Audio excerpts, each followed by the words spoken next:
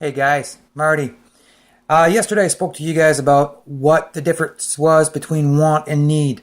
And I've had a couple of questions from people asking, you know what, Marty, how do you find the strength? See, it's easy enough to have the idea of knowing what you want and what you need, but how do you get there? How do you get that grr inside you? I mean, they asked me, what do you know about hard times? And, it's discouraging. What do you know? How can you relate? Well, you want to know how I can relate?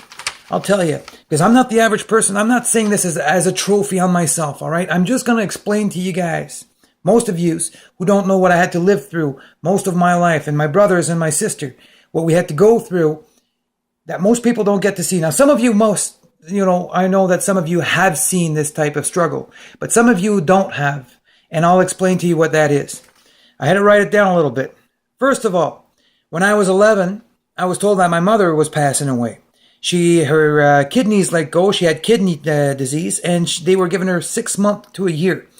So at 11, I was given a job where I had to help her take care of herself and take care of my three siblings, my two brothers and my sister. My father was a violent, very violent man, and he was unable to keep work. So what that meant is we had to live out in the projects. Very bad part of Ottawa, which really sucked.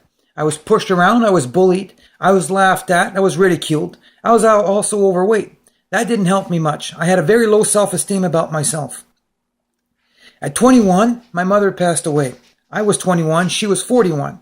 41, she's dead. I'm 43 right now. That means 2 years before my age, my mom had already passed away, leaving 4 kids on their own with their father. My first relationship didn't go too well. I had myself a bit of a violent woman with me. The thing is that I was, when you look at people saying, why did that woman go with that guy? He's such a bad guy. He's so abusive with her. It was a little bit like the same thing with myself. Some guys are abused. I was one of them. And this lady had quite the temper on her, to the fact that I went out to Alberta to find some work. And while I was out there, I had no money to come back. I had only enough money to make it there. I'd found a house. I had found a job. I had a pickup truck. I was ready to get my family to come up and meet me. She decided she wasn't coming up. I had a 2-year-old child with her. She decided she wasn't coming up, and I was being left out there. And I didn't get to see my daughter for 12 years, from the age of 2 to the age of 14. I didn't get to see that little girl that I love so much, not even a picture. By then, I got myself a second relationship. Fell in love beyond belief. And some of you guys have seen how in love I was for 15 years. 15 years. I had another child with her. We had our daughter together.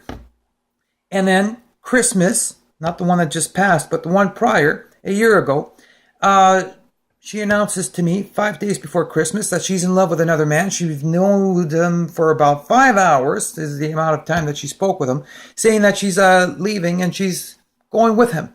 So I become, on December 20th, a single father with 2 kids, a job, debts, a job that doesn't pay much, debts. I had asked her to help me out and helped her find herself some work. I gave her a truck. I got her license. I did everything for her to start working. It was the first time in 15 years I was asking her to help me out financially. She left me. All of last year, I've been spiraling down into a big debt because I had no help financially. Mother never supported me. Though I did support her for a month, she never supported me. My job, it never changed. My car broke down. I had to get myself another vehicle. Eventually, I had to go out to the courts many times, and I had to get myself a lawyer because now she had herself a lawyer, and I have to get myself one as well to represent myself because it's hard to represent yourself in court by your own. I had to get myself a loan for that one. So I've got a debt beyond control.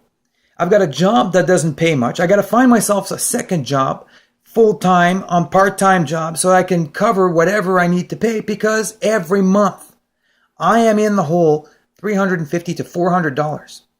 On top of that, I just found out today that chances are that I will have to support her because of the 15 years we've been together. She hadn't been working, and the way that Ontario rules work here in Canada, it means that I'm going to have to support her. Since I made money, she doesn't. That's how it works. So I keep all the debts, full-time father with the girls, and I get to support her for the fun of it. My lawyer fees are beyond control. I don't know if you're aware of this, but 2 letters written by a lawyer cost you $1,000. That's pretty much a conversation between 2 people within maybe half an hour. So that cost me that much money, and I got to come up with more. And on top of that, one more cherry on top of that cake is I get approached by my employer after everything that I'm going through for that year and the year prior and before that, because my ex was someone who had problems with depression. I didn't have a problem with that. I helped her out, but it was a big deal. But after all this year that just went by, and I never complained at work, and I never let it try to affect my temperament or anything like that while I was working there, he comes up to me and he says, "No, Martin, you look sad. You look like you're not happy at work." And I find that, not that I'm letting you go or firing you or nothing like that, but it might be an idea maybe to look into something else that would make you happier. Either that or find a way to show more passion at work. Now, I don't know about you guys, but most people I know would have just kicked the bucket right there and said, "That's it, that's all, I've had enough." Except I've got one problem. My big problem is this. I'm going to show you a picture right now. You see this lady? This lady right here, that's a picture of my mother. And I've got her on my wall in my house. This lady spent 11 years, sick as a dog, taking care of 4 kids.